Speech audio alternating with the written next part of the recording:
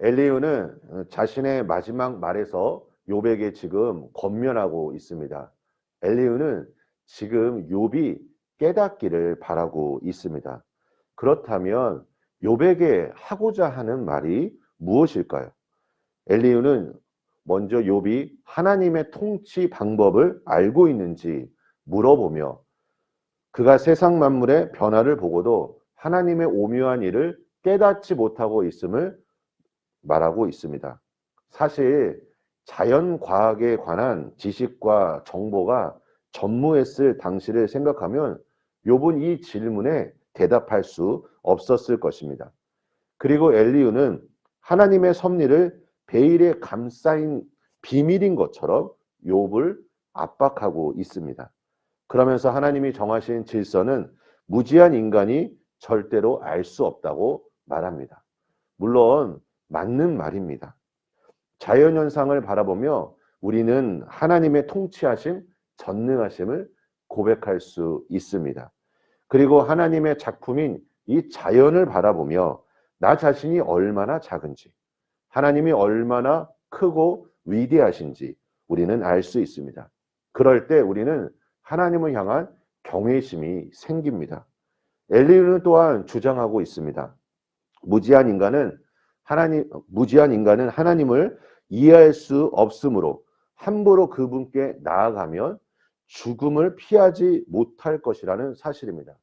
여러분, 이 말은 맞는 말이기도 하고 일부는 틀린 말입니다. 하나님은 거룩하신 분이시고 공의로운 분이시기에 죄인이 하나님께 다가가면 죽음을 맞이하게 될 것입니다. 하지만 우리는 예수 그리스도의 십자가의 보혈로 죄를 씻은 사람은 하나님께 나아갈 수 있는 은혜를 얻었다는 것입니다.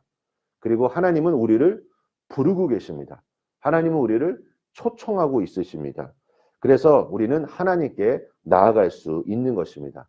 그리고 하나님께 기도하는 모든 것들마다 하나님은 들으시고 하나님은 응답하신다는 것입니다.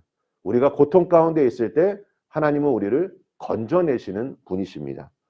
어떤 분들은 이 고통 가운데 있을 때 하나님의 손길을 느낄 수 없다라고 말하는 사람도 있습니다.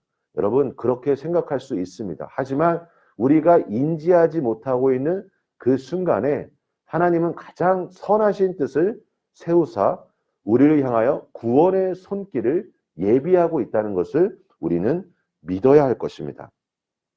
지금까지 다른 사람들의 입을 막고 자신의 말만 계속 쏟아냈던 엘리후는 갑자기 말을 바꾸어 우리가 아둔하여 아뢰지 못하겠다라고 말하며 욥에게 가르칠 기회를 제공해 주는 것 같습니다. 하지만 이것은 욥의 가르침을 듣고자 함이 아닙니다. 그 의도는 무엇이냐면 욥에게 가르칠 능력이 없음을 말하고 있는 것입니다. 겨울과 여름의 그 날씨를 이야기하므로 하나님에 대한 모든 지식을 갖추고 있는 듯 말하고 있지만 마지막에는 인간은 전능자를 찾을 수 없다라고 인정할 뿐 아니라 하나님은 스스로 지혜로운 자를 무시한다라는 말로 마치고 있습니다. 여러분, 이 말을 통해서 어떻게 우리가 이것을 해석할 수 있을까요? 엘리후야말로 자기가 지혜롭다라고 말하였는데 마지막에 어떻게 말하였습니까? 하나님은 지혜로운 자를 무시한다라고 말했습니다. 그럼 그 말은 자기 또한 하나님께서 무시한다라고 인정하는 것이 되고만 것입니다. 우리도 삶 속에서 다양한 방법으로 하나님의 위대하심을 발견할 수 있습니다. 그래서 우리가 만약 혹시 내가 얻은 지식과 경험만을 내세운다면 우리도 엘리후와 똑같은 모습이 될 수 있다는 것입니다. 주님의 생각과 우리의 생각은 다릅니다.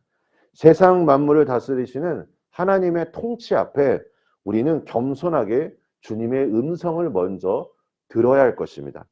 그리고 하나님께서 우리에게 주신 깨달음이 있다면 이 깨달음에 감사하며 이 깨달음이 행함으로 나아가도록 해야 할 것입니다. 그리고 이 행함이 오늘 한 번으로 끝나는 것이 아니라 지속적으로 이어질 수 있도록 하나님 앞에 도우심을 구하시기를 축복합니다. 우리 사랑하는 성도님들, 오늘 하루도 주님의 음성을 듣고 하나님의 온전하신 뜻을 알아 승리하시는 하루 되시길 예수님의 이름으로 축원합니다.